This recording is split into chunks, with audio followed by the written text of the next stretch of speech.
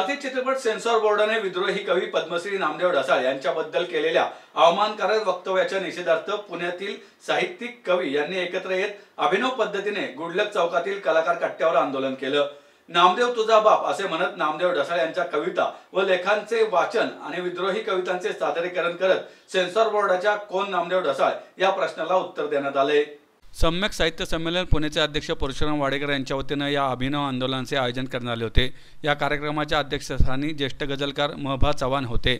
या आंदोलनात पुण्याच्या माजी उपमहापौर सुनीता वाडेकर, राहुल डंबाळे, दंगलकार नितीन चंदनशिवे, प्राध्यापक राजा भैलुमे, डॉक्टर निशा भंडारे, किरण सुरवसे, सागर काकडे, हृदय मानव, अशोक रोहित पेटारे उर्फ मिर्झा, कला दिग्दर्शक संतोष सखंद, दीपक मस्के, कुमार आहेर, विठ्ठल गायकवाड, आनंद जाधव, आकाश सोनवणे, डॉक्टर शुभा लोंढे, नागेश भोसले यांच्यासह मान्यवर साहित्यिक कवी सहभागी झाले होते।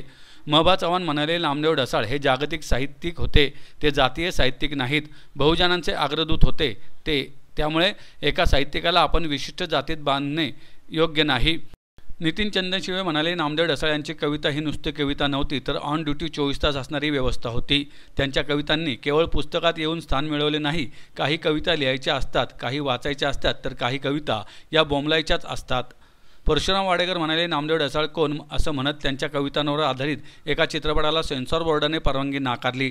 ढसाळ यांच्या कवितांपेक्षा आक्षेपार्ह चित्रीकरण आजकालच्या चित्रपटात पाहायला मिळत आहे, पण हे सेन्सॉर बोर्डाला दिसत नाही। ढसाळांनी आपल्या लेखणीतून कामगार मजूर यांना केंद्रस्थानी ठेवून फुले शाहू आंबेडकरांचे विचार पसरवण्याचे काम केले। त्यांच्या कवितांची दखल घेऊन भारत सरकारने त्यांना पद्मश्री पुरस्काराने गौरवले आहे, पण आज त्या सरकारला नामदेव ढसाळांचा विसर पडला असल्याचं ते म्हणाले। दरम्यान बुद्धगया येथे सुरू असलेल्या महाबोधी विहार मुक्ती आंदोलनाला पाठिंबा देणारा ठराव यावेळी मंजूर करण्यात आला। की ज्यांच्या हातात असतात उन्मत्त वादळाचे लगाम, ज्यांच्या हातात असतात उन्मत्त वादळाचे लगाम, दिशा त्यांनाही करते वाकून सलाम। गरजणाऱ्या वादळाची आयाळ घेऊन जे वळवतात त्यांची मान, गरजणाऱ्या वादळाची आयाळ घेऊन जे वळवतात त्यांची मान, त्यांच्या जीवनपथावर उभारली असते विजयाची कमान, त्यांच्या जीवनपथावर उभारली असते विजयाची कमान। एक हिंदी गज़ल घेते, त्यापूर्वी एक मतलब एक शेर कि मैं कलम की तोप करके शब्द शब्द में अंगार भर दूँ, मैं कलम की तोप करके शब्द शब्द में अंगार भर दूँ, स्याही का बारूद बनाकर हर बुराई पर प्रहार कर दूँ। नारी हूँ आज की सक्षम प्रतिभाशाली, तरसती धार बनकर हर विकृति का संहार कर दूँ, तरसती धार बनकर हर विकृति का संहार कर दूँ। आणि पहिलं वाक्य सुरू होतं, पोटातली भूक बेजार आणि मधोश रात्र गुलजार आहे। पोटातली भूक बेजार आणि मधोश रात्र गुलजार आहे, मी आग पेरतो रक्ताच्या पावसात, बघ मला एवढाच आजार आहे। पोटातली भूक बेजार आणि रात्र मधोश गुलजार आहे, मी आग पेरतो रक्ताच्या पावसात, बघ मला एवढाच आजार आहे। जिंदगी तमाशा आणि कलम आसूड झाली माझी, जिंदगी तमाशा आणि कलम आसूड झाली माझी। मिर्झा म्हणजे भावना शून्य लेखणीने मांडलेला अरे निव्वळ रांडबाजार आहे। कविता म्हणण्यासाठी घरामधून बाहेर पडताना मी सांगून ठेवले लेकराला रक्त पाहण्याची सवय करून घे।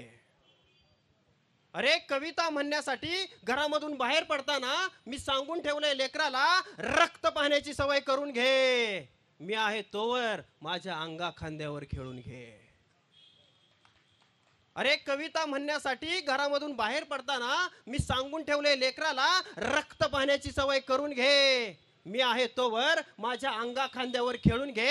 अरे सांगितलं आहे बायकोला आतापासून कुंकू लावू नकोस, अरे सांगितलं आहे बायकोला आतापासून कुंकू लावू नकोस, आणि मी थारोळ्यात पडल्यावर हरणीसारखी हमरू नकोस, आणि मी थारोळ्यात पडल्यावर हरणीसारखी हमरू नकोस। अगं तुझ्या हातात लेखणी घे पोरालाही शिकव, अगं तुझ्या हातात लेखणी घे पोरालाही शिकव, त्याच्या रक्तात फुले शाहू आंबेडकर रुजाव। अगं तुझ्या हातात लेखणी घे पोरालाही शिकव, त्याच्या रक्तात फुले शाहू आंबेडकर रुजाव। अगं तुझ्या माझ्या मिलनामधला एक शिवाजी घडाव।